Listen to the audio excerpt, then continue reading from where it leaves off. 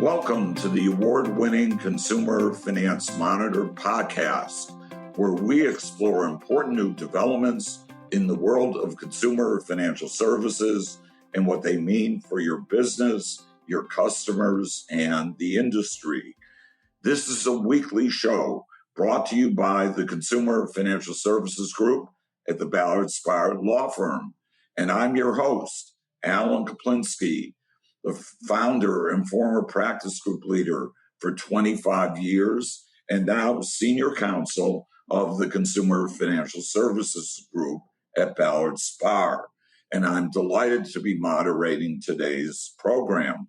For those of you who want even more information about the topic that we're going to be discussing today, or for that matter, anything else in the world of consumer finance, don't forget our blog, which also goes by the same name as our podcast show, namely Consumer Finance Monitor. We've hosted our blog since 2011, so there's a lot of relevant industry content there. We also regularly host webinars on subjects of interest to those in the industry. So to subscribe to our blog or to get on the list for our webinars, please visit us at ballardspahr.com. And if you like our podcast, please let us know about it. You can leave us a review on whatever platform you have used today to access our podcast show. Also, please let us know if you have ideas for other topics that we should consider covering or guests that we should consider inviting as speakers on our program. So let me introduce our topic today. This is a topic we've been covering in a lot of depth in the last couple of years because it's becoming of increasing importance. And what I'm going to be talking about and what we're going to be talking about, and when I introduce my guest, what my guest will be talking about is the use of artificial intelligence, or we'll usually call it AI, and what it means for consumers, markets, and regulation. AI is already making decisions that affect people's financial lives every day, whether it's determining creditworthiness, flagging transactions as fraud, setting prices, or even providing financial advice. But as powerful as these systems are, they're often, unfortunately, opaque, difficult to challenge, and in many cases, not designed with consumer protection as the primary objective. A recent report highlights a striking disconnect. While approximately 75% of Americans are concerned that AI in financial services could lead to bias or unfair treatment, only 8% believe that current laws protect them. That gap between technological innovation and meaningful accountability is exactly what we're going to explore today.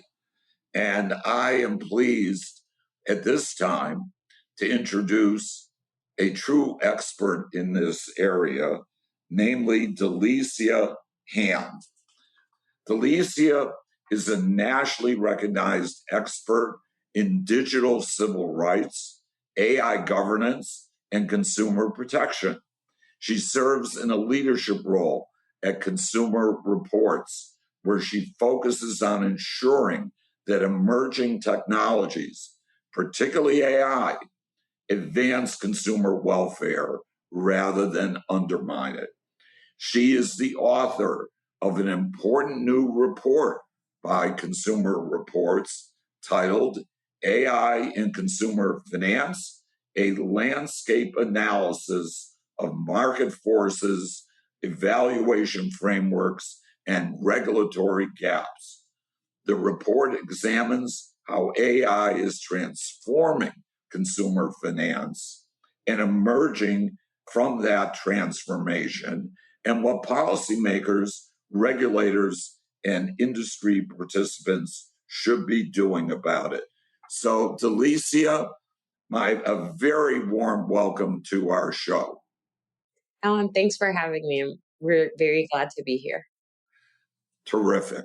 Well, I've got a lot of questions for you today that I know you're going to know the answers to, but they're the questions that I raised in my own mind, and I try to put myself in the head of a consumer and what a consumer might be thinking of this phenomenon that we call AI.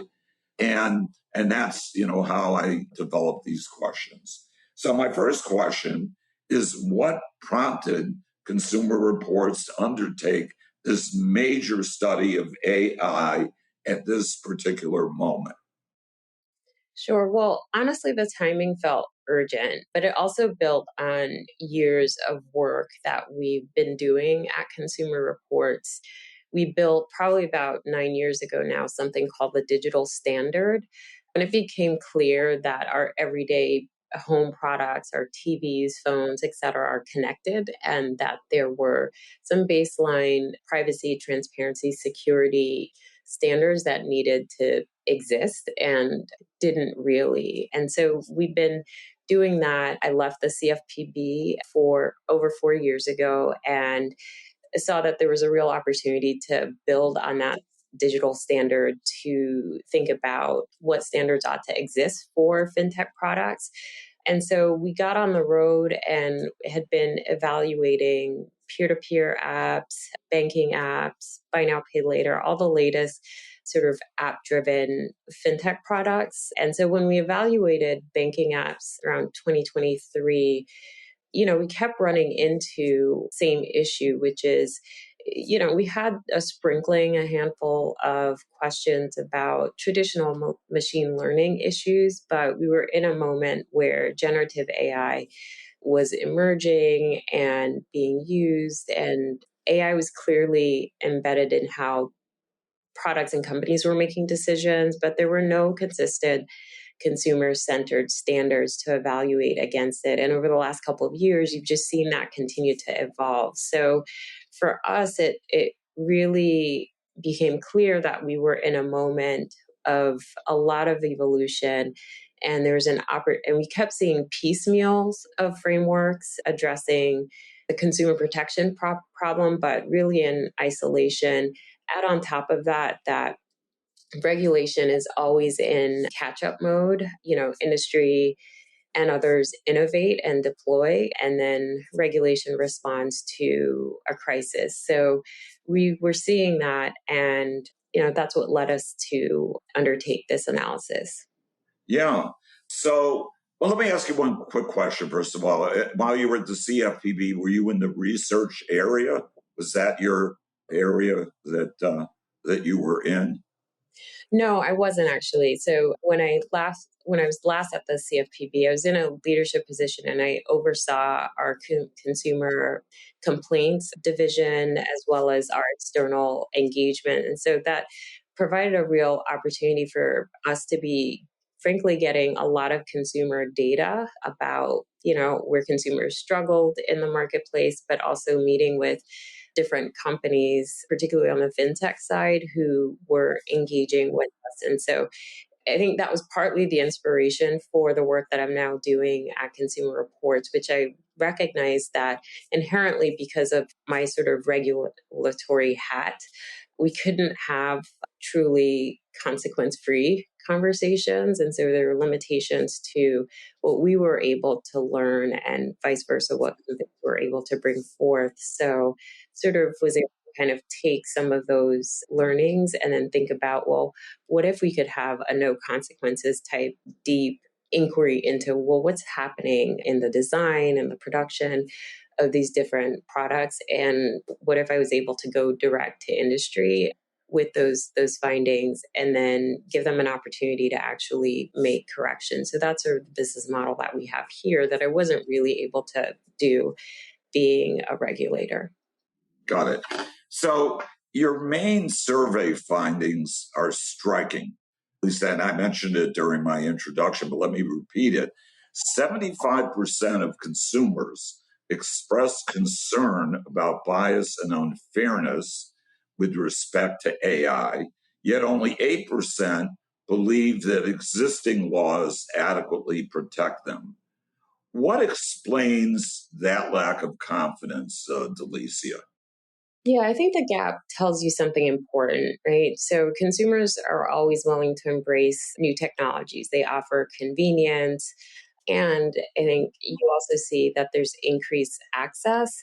But I think one of the things that 75, 8% tells you is that this is not just blind acceptance. They're just paying, they're also paying attention, and they know that this is emerging technology and maybe that not all the protections are keeping a pace. Also, when these new technologies or products that are optimized, have AI embedded in them, are rolled out, consumers are going to run into challenges. So they're not necessarily just anxious about AI in the abstract, they're actually experiencing it. So when a consumer, engages with a chatbot and is trying to resolve something, but they can't get out of that doom loop. That's an example, earlier example. So I think it's really pointing to the fact that there is a little bit of disconnect there in terms of when these technologies are out there and sort of the rules of the road in terms of new consumer protections are just behind, and consumers can see that in their own experience. Right. So, one of the most provocative themes in the report is your argument that AI adoption is not primarily being driven by consumer demand. Explain what you mean by that. Yeah, it was fairly provocative. I think one of the things we're trying to point out potentially is that, we heard that consumers' top priorities for improving financial services are data security, lower costs, better consumer service. But then we also asked, well, what benefits do they actually associate with AI adoption? And those same priorities actually ranked much lower. The one thing that they associated most with AI was faster decisions, but then only 18% of people said that speed was a priority for them. And I want to be clear, I'm not necessarily saying we slow down AI. I don't think there is any slowing that down. I'm just to the inherent nature of the technology, and the opportunity here is real. You can lower costs, there's better fraud detection, more personalized services. Those are things worth achieving. I think what we were realizing is that there's speed happening without necessarily due diligence. And that is a trend we've seen before. So if adoption is being driven by other things, cloud provider revenue incentives, executive signaling, rather than actual demonstrated consumer benefit or consumer protections also scaling, you end up deploying systems before they're really ready, and you run the risk of locking in bad outcomes at scale. And so I think that's one of the things that we're trying to unpack a little bit, which is, and so that was just one of the themes that we identified. Yeah, and I guess a part of the speed is not just the speed of AI and how quickly it can do decision making, but the fact that there's such intense competition to develop the best, the fastest, the most intelligent model to become number one, because everybody recognizes that not every company is going to survive this race that they have. And, and I guess it's probably fair to say that the speed and the competition results in consumer welfare or consumer consumer protection issues, not being the highest priority.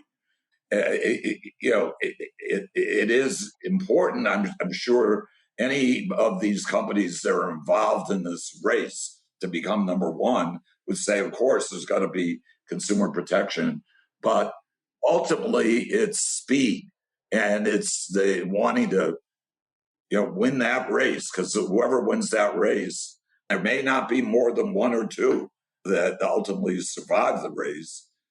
It's going to be a financial windfall, probably like we've never seen before. I mean, that's my reaction. Do you have a reaction to that?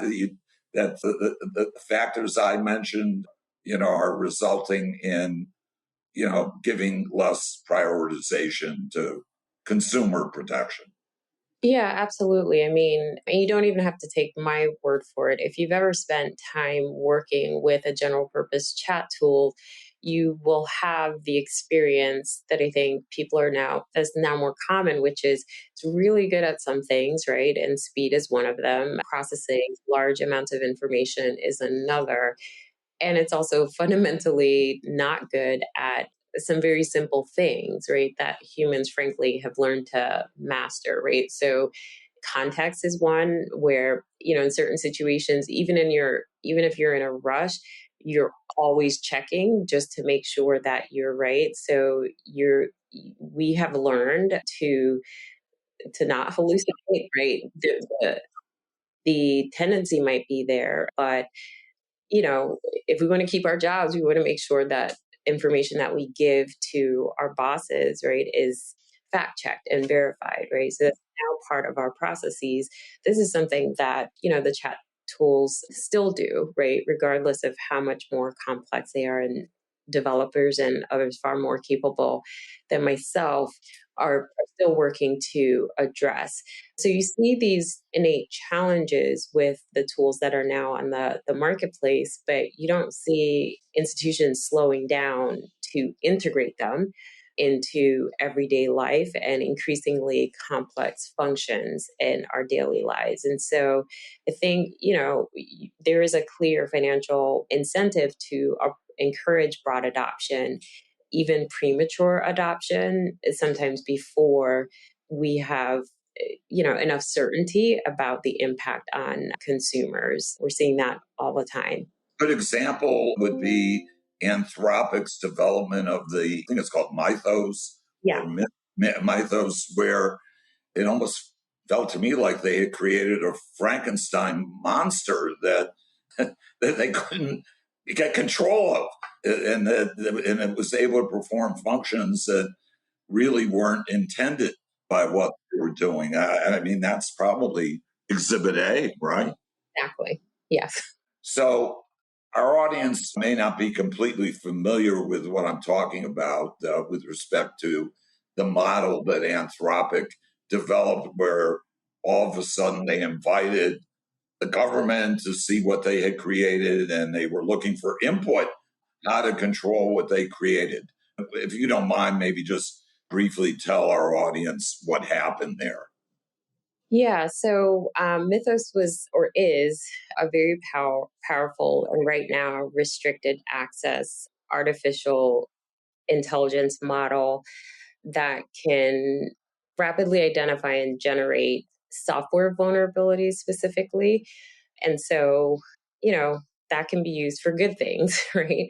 And also, it can be used for bad things. So, upon announcing the model, Anthropic, for example, revealed that Mythos had autonomously, so that's something to keep note of, discovered thousands of hidden software bugs and flaws in everyday operating systems that are in use. And then it had the potential to sort of do that across different ecosystem. So this is both an AI that had the capability of patching software, so detecting them to patch them. But I think it became really clear, right? The same force developed for good could also be weaponized. So they've launched a project, which is a limited program for just, a small group of tech and cybersecurity firms to be able to engage with it. But it really sort of, I think, awakened folks across the globe as to the danger of putting something out there without the guardrails and without frameworks to deal with improper and nefarious use cases. Yeah. Okay. So the report introduces something called the 12 axes of evaluation for assessing AI systems in financial services. I'd like to have a couple of questions. One is, what inspired that framework? And second, what do you mean by axes of evaluation? Sure. I mean, I think what has inspired it is, I've been thinking ever since I left the CFPB. So this is even before the Gen AI moment. I've just sort of intuitively been wrestling with this notion of, okay, we've got this rich landscape of various consumer protection laws, the ABC land, alphabet soup land of consumer protection laws that we live with, that have mostly been developed in response to something, right? They're all almost sort of backward looking. A crisis happens, or, enough consumers get harmed, we respond, and, and then the world moves forward. I was at the CFPB for 10 years. That was birthed in a certain moment, but then the laws don't change, right? So what I saw while I was there was, fintech was just being born when the CFPB was opening its doors. And you had this 21st century agency, which was always looking at rules and law established long before the new technologies that were in the marketplace. So there's always been this little bit of, I always had this focus on that disconnect and the asymmetry in the way in which we regulate the marketplace that's continually moving forward, but with rules that were decided, decades ago. And so in the sort of Gen AI moment, I thought, well, we've got to it'd be good to see what the experts out there think is happening with respect to consumer protection. Folks argue that the existing consumer protection laws are enough. So is that actually true? And so fundamentally, that's what I was seeking to do in pursuing this initiative, which is to say, well, are the baseline consumer protection frameworks still relevant? Are there gaps? If there are gaps, how then do you go to collect evidence of what AI might be doing in these gap areas? And then what we'll be putting out probably in the next couple of weeks is a recommended standard, right? So what are the sort of new emerging consumer protection standards that should exist whenever AI is used in financial services? So that's why we landed on this sort of set of axes. They tether to baseline consumer protections, but there are a new set of emerging issues that come up, or there are new issues that tether to traditional frameworks. Right. So there are 12 things that are part of this framework. There actually are 12 things. Could you just give us an example of some things that are in there? Yeah, so I'd highlight a couple that don't really get a lot of attention because it's sort of ex post facto, but redress mechanisms and consumer agency. There's a lot of focus on bias and fairness, which absolutely matters. But when AI gets it wrong, and it does, what can you actually do about it? So I kind of go back to the chatbot doom loop. That's an example of sort of redress pathway where consumers might get stuck and not be able to connect to a human. And so the burden of correction sometimes when the system fails almost falls entirely on consumers. And on the agency point, 77% of the Americans we surveyed said that they want the right to opt out of AI-driven decisions on major financial matters. What does that option look like today if you're a consumer going online to get a personal loan, right? And so I think those are the questions that make redress even more complex in this environment, which is we're moving towards systems that operate in near real time ways. Those are now going to become agentic systems that may take these same actions on a consumer's behalf. And so then agency matters a whole lot in terms of how you define it, as well as the redress mechanisms. So those are just a couple of examples of the axes that we have identified or specifically defined with respect to the use of AI in financial services. Okay. One of the things I found very fascinating in the report is this word that is used that I had never heard of before called sycophancy. I hope I pronounced it correct. AI systems telling consumers what they want to hear rather than what is really accurate. Why is that especially dangerous in financial services? Yeah, I mean, so, in a non financial context, right, someone telling you what you want to hear can be annoying, disappointing, etc. But in a financial context, it can cause real harm.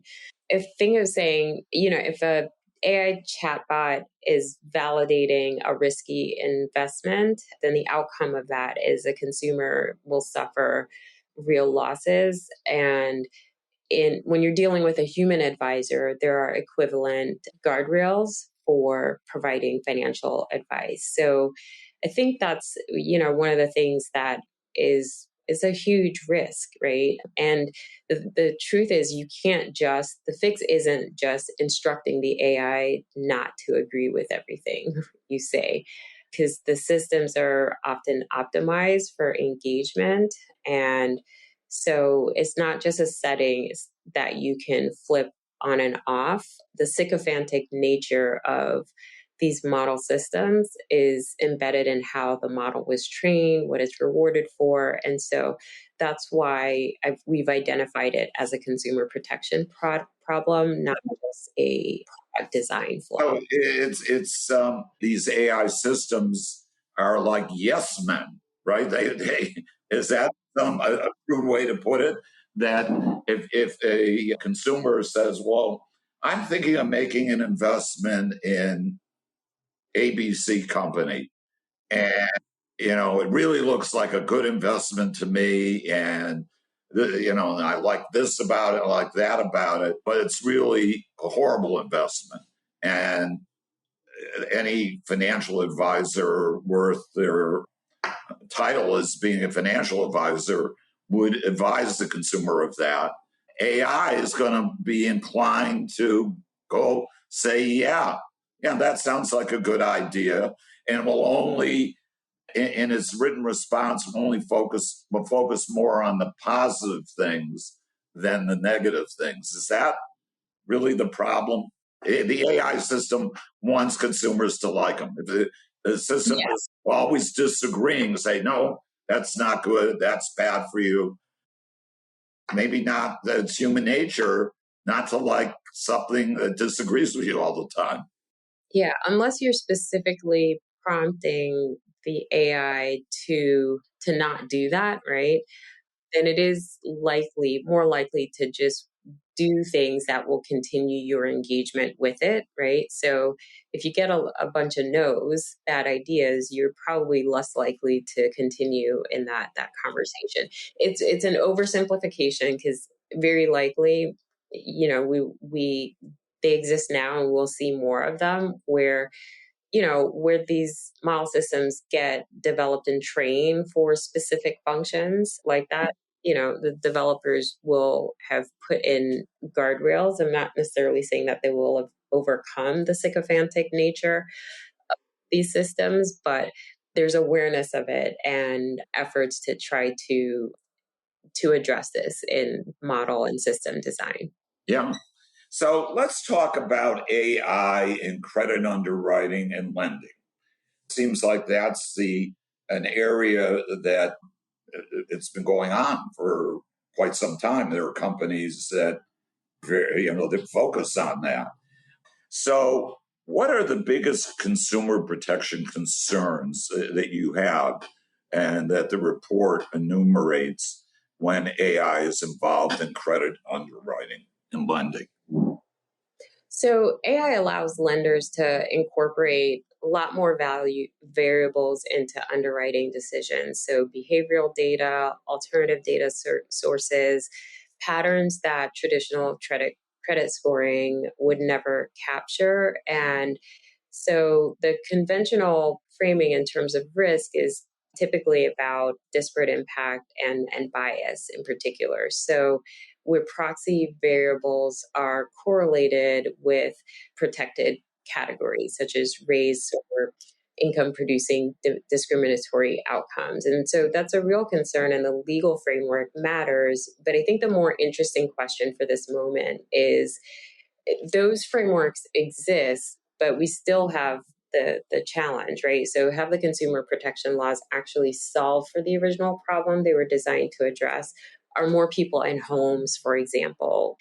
And are the communities that ECOA and the Fair Housing Act were designed to protect actually seeing the access that was promised? And so we, and there's certainly risk there, right? Which is the data that you put in, if it's not complete, if it's biased, so many different things in terms of the data, you know, garbage in, garbage out, right? And so you've seen that consistently, whether you're using machine learning models or generative AI.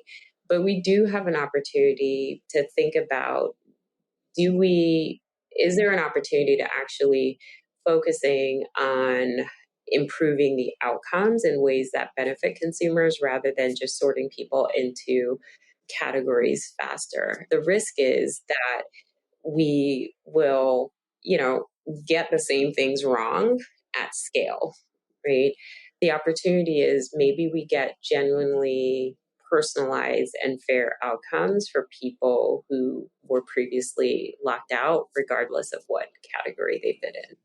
Yeah, and I would guess that with the finalization of the CFPB rule not so long ago, essentially eliminating the use of disparate impact analysis under ECOA and Reg B, that exacerbates the problem, right?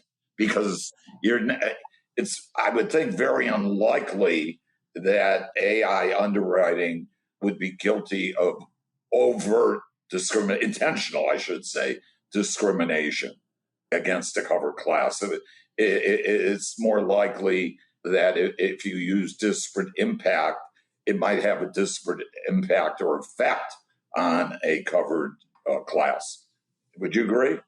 I mean, yes, with the CFPB finalizing their rule, really you're looking at the effects test is now the basis for ECOA enforcement. And so, that is clearly a sea change. And what that means, I think, practically with respect to the AI models, you move from a situation where no one intended to discriminate, but the model produces racially or economic skewed results through proxy variables. That's been removed, at least at the CFPB level. So, I think it remains to be seen, frankly, how others like state and the courts react to that. But I think in terms of kind of looking backwards, I think so clearly that framework is now significantly weakened, but I still think it makes sense to ask the question, have our existing consumer protection laws actually delivered on their original promise? Are more people in homes, period? And can we, through these new and emerging tools, eliminate, significantly reduce risk, achieve personalization that actually benefits all consumers, so that we have, people who were previously locked out of lending entirely, or, folks with thin files or irregular income? Can AI change that? So, there's risk and there's also potential opportunity. Yeah. Let's move to another topic that seems to be getting a lot of attention these days. And what I'm referring to is algorithmic pricing, or sometimes it's referred to as surveillance pricing. And in your report, you talk about that as being a case study in market structure risks. Maryland just enacted, I think, the first of its kind statute regulating algorithmic or surveillance pricing. And in fact, where I'm going to be soon doing a podcast show just on that topic. But are we moving toward a world where every consumer effectively receives a personalized price? I mean, is that what's really what you're fearful of? I think we're already partway there. So, alongside this landscape analysis and developing frameworks for how AI is showing up and impacting consumers, we've also, on our investigative journalism side, been looking at pricing specifically in the general consumer retail space.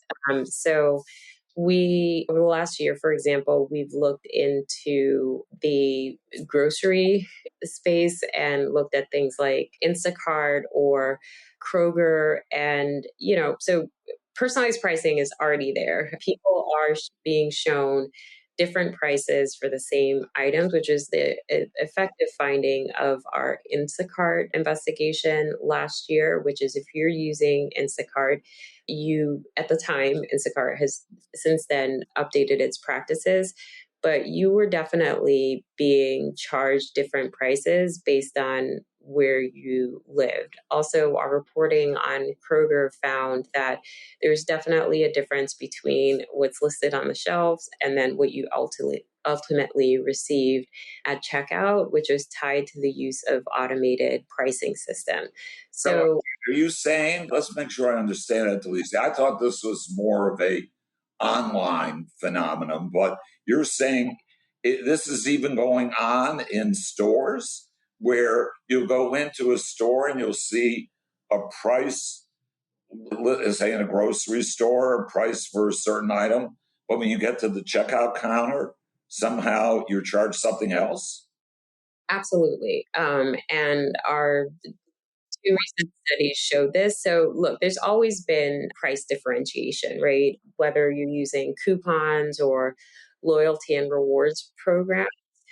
Now, algorithmic pricing has just automated some of that, but also made that a whole lot smarter, right? So the rewards that you might see and receive, and that might pop up in your app, such that you see something on the shelf, but then you go to checkout, right? You may have a whole set of different rewards that are available to you based on where you live, your prior shopping patterns, etc., than I might see. And so these are, you can't really observe it, right? You can't trust necessarily the price that is on the shelf. Like, it's all going to be increasingly personalized based on usually higher than what you've seen on the shelf, or could it be higher or lower?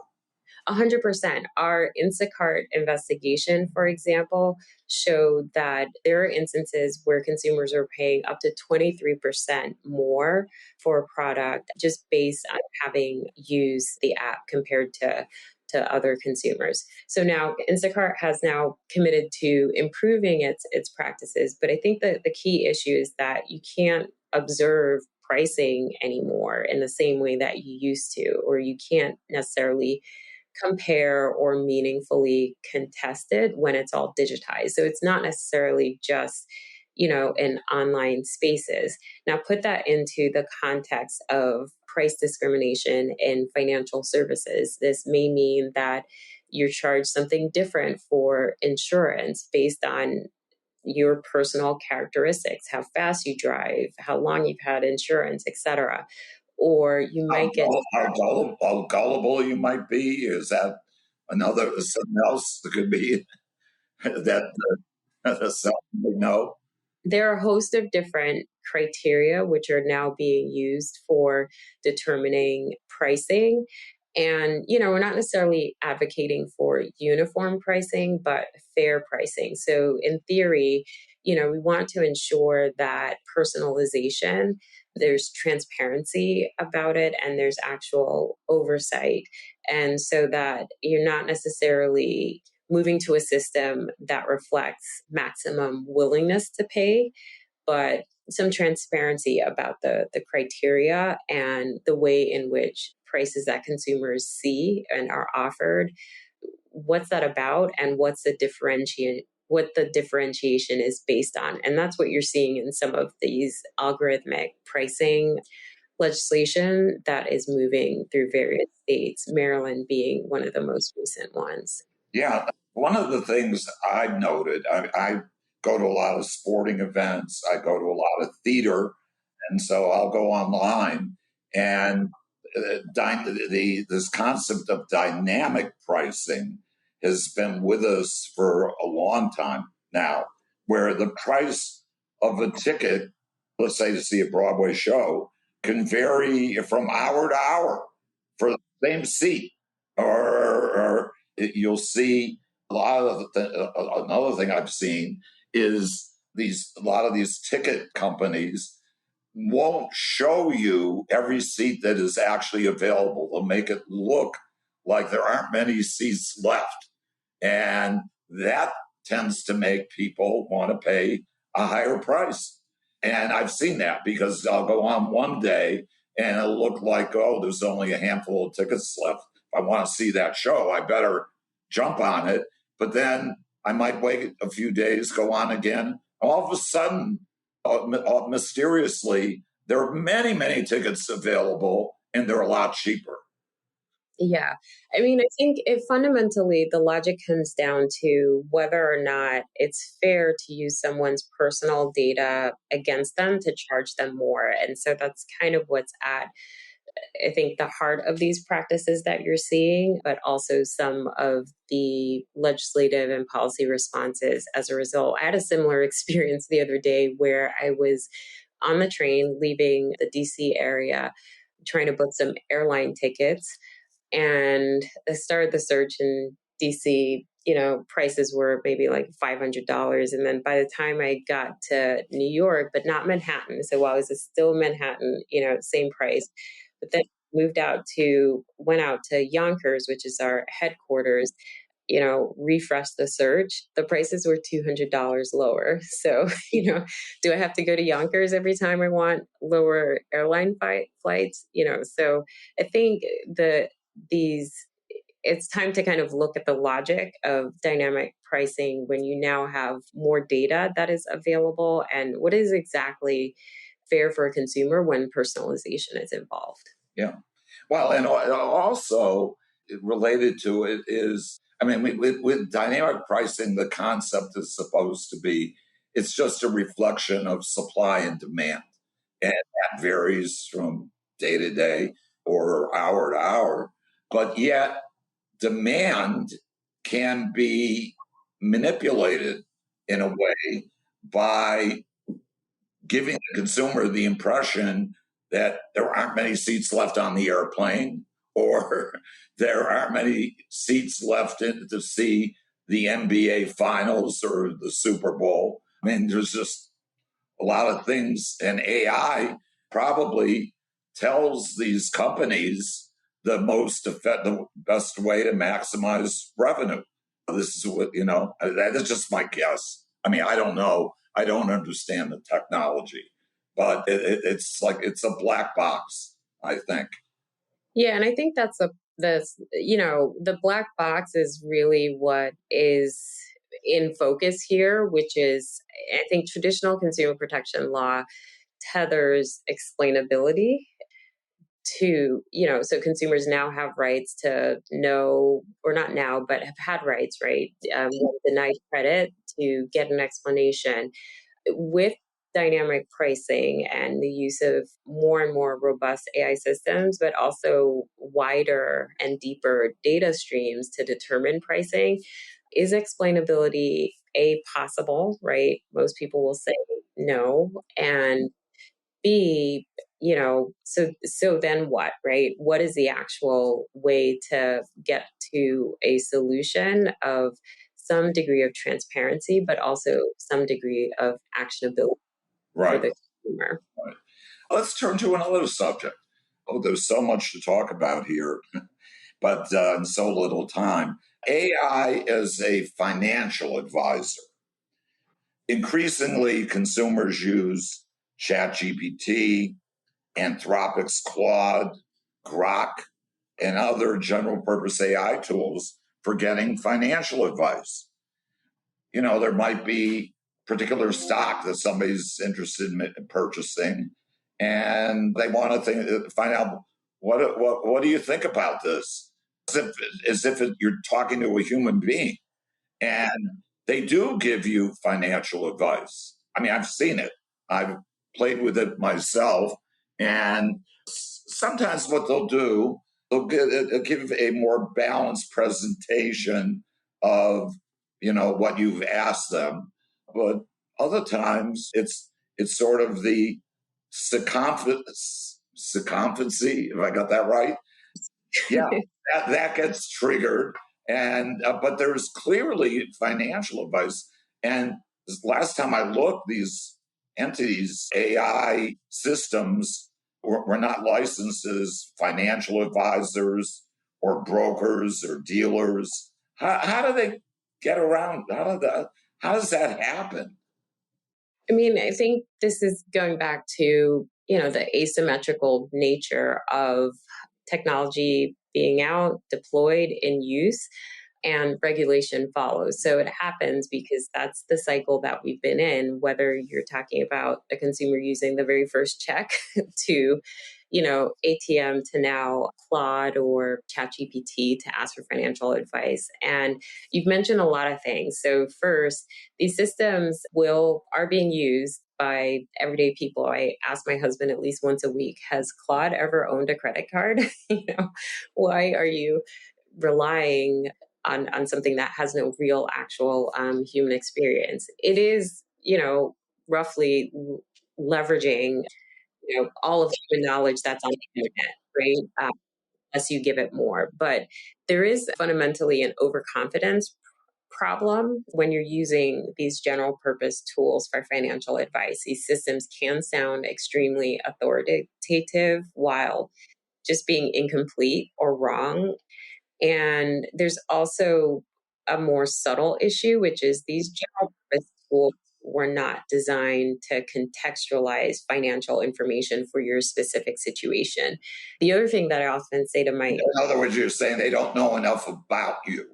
I mean, they may not even know what day of the week it is, right? And, the month and year, right? And at the same time, we are engaging these tools with our most sensitive and important information. And so they can surface information without knowing all of your situation, right? Your tax situation, your risk tolerance, your liabilities, your timeline. If I'm giving a general purpose tool, just a narrow context, it's going to be responsive to what it's given.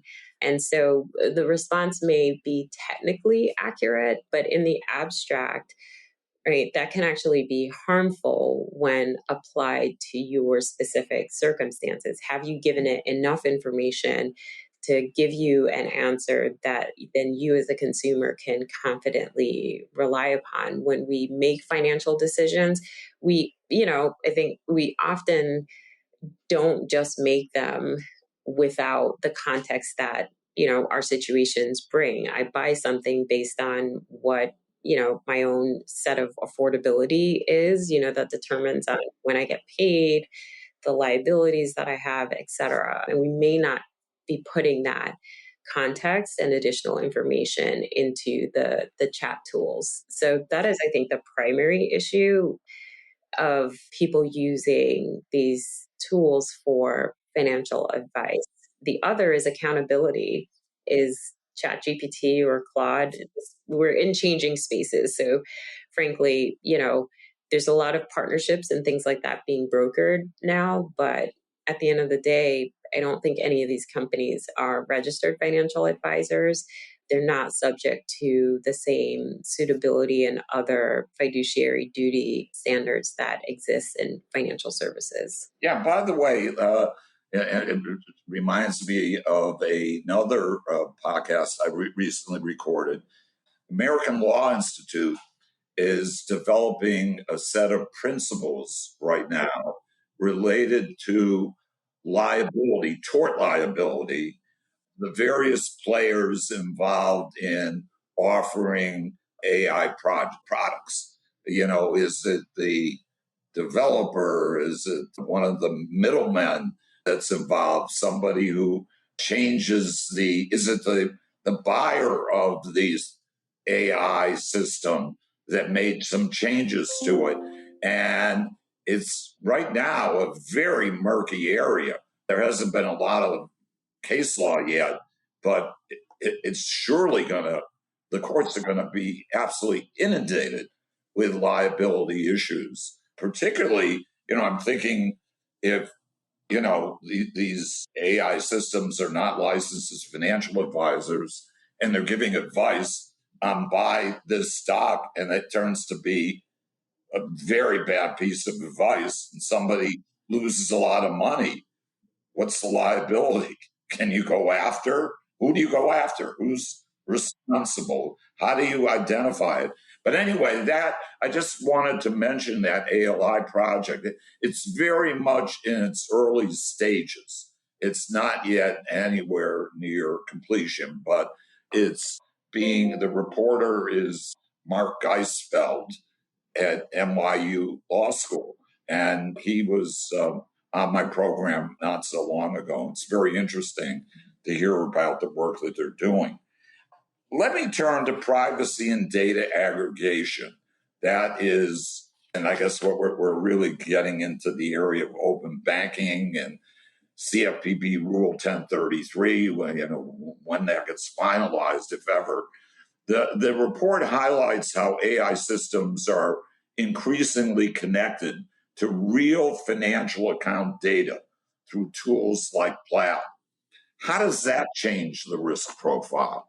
Yeah, I mean, when you link your bank account or any account to an AI tool, you're often creating data flows that bypass the privacy and security protections that are kind of built into your existing financial institution and their requirements to maintain this, right? So, and then one of the things our research showed was that just looking at the terms of service for many of these tools, they explicitly carve themselves out and reserve the right to use transaction data for model training, sharing it with third parties, retaining some of that data indefinitely. So there's a whole host of issues raised, be they privacy, security, and so consumers and don't look at the terms of service every time they're using a lot of these tools and don't fully understand what they've consented to, partly because I think some of the consent mechanisms are being developed. And the example you just used, this is a space where many different sectors are now kind of considering and looking at what are the specific implications for use of these tools. So the financial institution holding your account is subject to GLBA, for example, CFPB oversight examination, but the AI tool reading that same data is not. And so that creates a real vulnerability. And again, our current regulatory framework, there's a gap there. Yeah, sure. And that sort of it brings me to what I'm going to call the penultimate question I have for you. I'm going to have one more after this, and I just touched on this the issue of accountability and redress.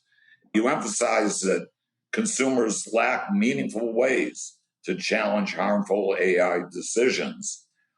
In your view, what should an effective redress mechanism look like?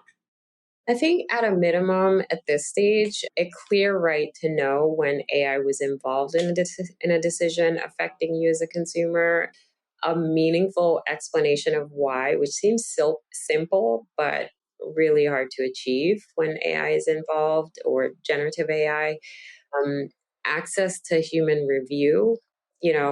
now that we're now in this world where model systems are being embedded in everything, right? We've moved from a system designed to kind of keep the bots out to now a system that's going to be run, mediated by automation, right? So that makes access to a human, I think, an even more valuable proposition. So something like a right to human engagement and review, and then a real dispute mechanism with defined timelines. If money can move instantly, right, it can instantly be in the wrong hands, then the dispute mechanisms and timelines matter even more, right? With these robust systems that could accidentally facilitate fraud, scams, etc. Now, most of that doesn't exist. So I think, it comes back to, can the consumers identify that AI was involved? Can they get an explanation they can actually use? And then can they meaningfully challenge the outcome? Right, right. Okay, my final question. This is going to be a hard choice for you, I'm sure. But what do you see as the biggest regulatory gaps today? Yeah, that is a hard choice because there are a lot. But I mean, I think there are three areas that stand out. I've just started to dig in today to yesterday's presidential executive order, which I think makes this conversation even more timely. First, there's no coherent federal framework specifically for the use of AI in financial services. We have a lot of technology neutral statutes that were developed in a very different moment. And frankly, they're doing work that they weren't designed to do. We have statutes that literally refer to answering machines, right? We are way beyond that moment. So we do need strong federal frameworks. And then, I'll go back to something I've touched upon, which is there's no meaningful requirement for explainability in consequential decisions.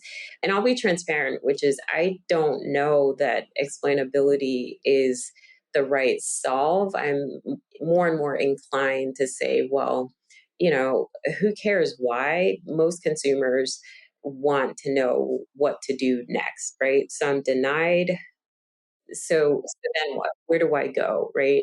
So I increasingly, I think we should actually be focused more on outcomes rather than what's the reason. Everybody has elbows. I don't need to know why I was denied. I just need to know where to go next. But explainability, I think, is still important if it helps facilitate a different outcome or a different pathway for a consumer. So I think there's still value there.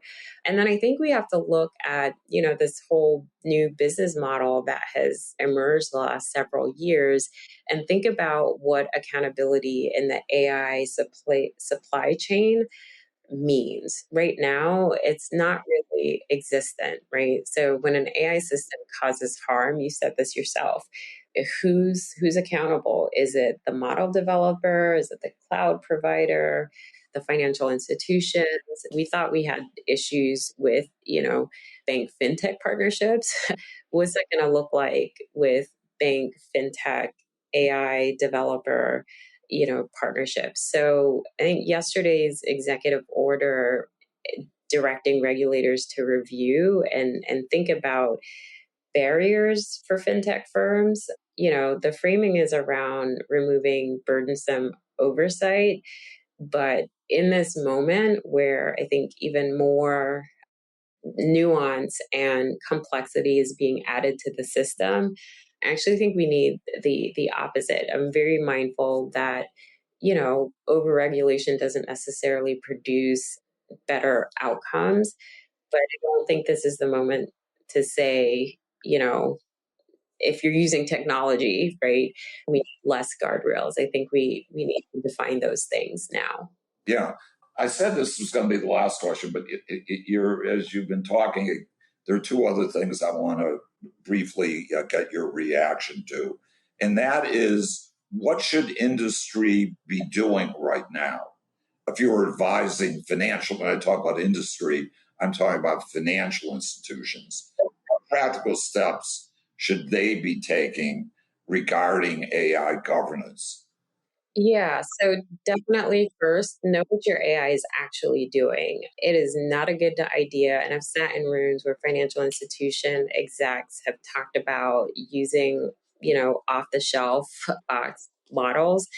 I don't think that's going to be enough because accountability is going to be defined. So, you know, I think they need to conduct genuine internal audits and also frankly stop treating AI integration as like, this PR signal or race. There are real consequences to using these models. And so you should know what your AI is doing. Second, build real redress mechanisms now before you're required to. I'll stop there. It better build it now than later when you're doing it at cost to both the consumer and reputation risk. And then third, I think, in the same way that we found it quite valuable and necessary to think about, well, what does the use of AI mean for, how we evaluate consumer outcomes and impacts? You need to integrate separate AI performance metrics from consumer outcome metrics. They're not the same. And I think right now, most institutions that are integrating AI are looking just at AI performance metrics. And when consumers are using them, it seems like a missed opportunity that might have big consequences in the long Right, run. right. So this truly is, and that's my final question. And that is, are you optimistic or are you pessimistic about where we're headed with AI? What's it going to look like in 3 years, 5 years? What's your feeling? Yeah, I mean, I think ultimately I have to be optimistic, right? Risk is all around us. Financial services is inherently risky. So I wouldn't be in this space if I was completely risk averse. And, in the same way where there can be high risk, there can be high benefit. Fintech has made loads of different services and products available to consumers where they frankly weren't. I think there's been net positive to access and different ways of banking and engaging with your finances that had never existed before. I often talk about my, auto mechanic cousin who lives in the Bronx, New York, who, because of apps like Stash and Robinhood, is now a very sophisticated investor and has a portfolio that I think, like really is beyond what anyone would have expected of someone in that place. So, from that perspective, I'm optimistic. And I think we have an opportunity to really think about what's possible with these tools. So, not just to sort of gird against risk, that's important. Guardrails and the articulation of them are important. But how do we lean into this moment to tackle some of the things that the consumer protection laws that we have not fully achieved, right? So to the extent that we desire to have, equal access to credit and all of these things that have not yet been fully realized, is there a way to achieve that through intelligence? And so from that perspective, I'm optimistic. Yeah. So, Delicia, this has been an extraordinarily thoughtful and important discussion. A few major takeaways stand out for me. First, AI is no longer theoretical in consumer finance. It's already embedded in lending, fraud detection, pricing, customer service, and financial guidance. Second, your consumer reports report makes clear that many of the incentives that are driving AI adoption aren't necessarily aligned with consumer interests. The market is prioritizing speed, automation, scalability, and competitive positioning, while consumers are prioritizing fairness, security, affordability, transparency, and human accountability. Third, the regulatory framework remains incomplete. Important issues, including explainability, redress mechanisms, privacy protections, and accountability across the AI supply chain, remain unresolved at this point. Fourth, the discussion highlights that AI risk is not confined to discrimination alone. It also includes manipulation, over-reliance, opacity, concentration of data, and the possibility that consumers increasingly lose visibility into how financial decisions affecting them are actually made. And finally, your report provides an important roadmap for a consumer-oriented framework for AI governance, one that's focused not simply on technological capability, but on what AI systems actually owe consumers. This conversation underscores that AI in financial services is not just a technology issue. It is fundamentally a consumer protection issue, a market structure issue, and ultimately a trust issue. So, Delicia, thank you again for joining us and for the tremendous work that you've done that is reflected in the report. And I do hope that when this other report is coming out in a few weeks, that you send it to us, because that may be worthwhile for us to revisit and to have a discussion about what's in there. To our listeners who can't get enough content on AI and how it impacts consumer finance, we want you to know that during 2025 and 2026, our podcast series has continued to focus on the accelerating use of AI in consumer finance and the regulatory and policy responses that it's prompting. Several episodes have explored in depth two important White House reports dealing with AI, including their treatment of AI risk management, safety, and governance frameworks, as well as their implications for consumer protection, accountability, and responsible innovation in financial services.